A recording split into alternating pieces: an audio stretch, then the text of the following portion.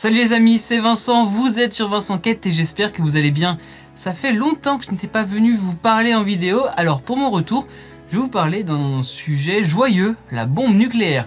Comme moi, vous avez peut-être regardé le film Oppenheimer de Christopher Nolan, et ça faisait quelques mois que j'avais en tête cette vidéo. Alors, comment ça marche une bombe nucléaire? Déjà, tout commence avec l'atome. On reprend les cours de physique-chimie du collège, c'est le constituant fondamental de la matière. Tu le vois sur ce schéma, un atome est composé de deux parties, le noyau, lui-même composé de protons et de neutrons, et d'électrons.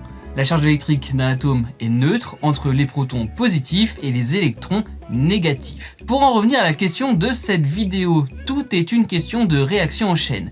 Il existe deux types de bombes nucléaires. Numéro 1, la première dans l'histoire, la bombe A pour bombe atomique. C'est celle qu'a développée Robert Oppenheimer dans le désert du Nouveau-Mexique aux États-Unis lors du projet Manhattan qui a débouché sur l'essai Trinity en juillet 1945.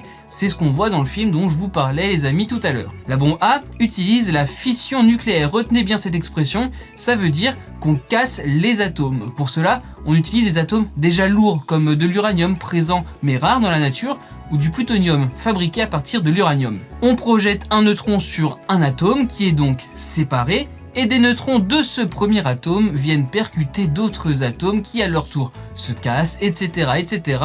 C'est pour ça qu'il faut des atomes lourds. Il y a donc une réaction en chaîne avec pour conséquence la libération de beaucoup d'énergie. À la fin, ça explose et tout ça dans un temps infiniment petit. Parenthèse, la fission, c'est la technologie utilisée dans nos centrales nucléaires. Les deux bombes lâchées en août 1945 sur Hiroshima et Nagasaki au Japon étaient des bombes A. J'en profite au passage pour rappeler que ce sont les deux seules fois de l'histoire de l'humanité où des bombes nucléaires ont été utilisées comme armes. Elles ont fait entre 150 et 200 000 morts. La bombe numéro 2, c'est la bombe H pour bombe à hydrogène.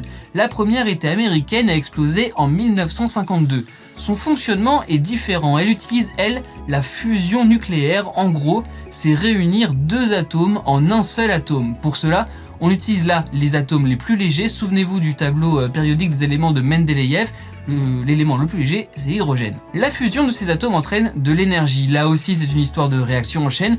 Plus il y a de fusion, plus il y a d'énergie. Mais, et oui, il y a un mais, il faut une très forte pression, une chaleur entre 10 et 200 millions de degrés. Je vous avoue que les chiffres que j'ai trouvés varient beaucoup en fonction des sites et des sources.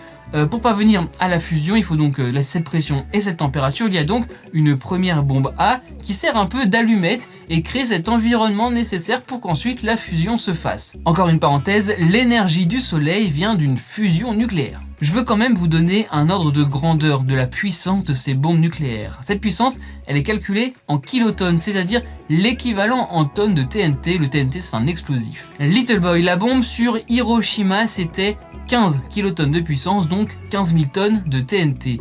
Fat Man, celle lâchée sur Nagasaki, c'était à peu près 22 kilotonnes.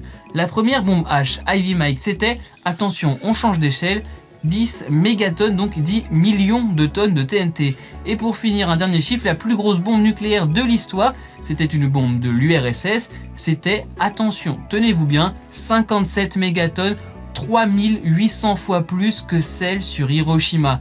Alors, pourquoi vouloir autant de puissance alors qu'on a vu en août 1945 que les dégâts étaient déjà considérables? La période, vous le savez les amis, était celle de la guerre froide et de la course à l'armement entre les États-Unis et l'URSS. Alors, le Vincent blagueur dirait que c'était pour savoir qui a la plus grosse. Le Vincent plus sérieux dirait que la course à l'armement était partout. Il y avait plus de 30 000 bombes nucléaires américaines en 1967, vous imaginez pour l'URSS. Au total, maintenant, aujourd'hui, dans le monde, il y en a encore, je pourrais dire, plus de 12 000 en service. C'est la fin de cette vidéo et j'en profite pour faire un petit peu d'auto-promo pour vous dire que sur M6 Info, vous pouvez retrouver une vidéo que j'ai faite sur l'indemnisation des victimes des essais nucléaires français. Merci les amis d'avoir regardé cette vidéo, j'espère que vous en savez plus. Si vous avez aimé ou appris des choses, likez, partagez et abonnez-vous à ma chaîne. On se retrouve aussi sur Insta, TikTok et Twitter. N'oubliez pas, soyez heureux, restez curieux.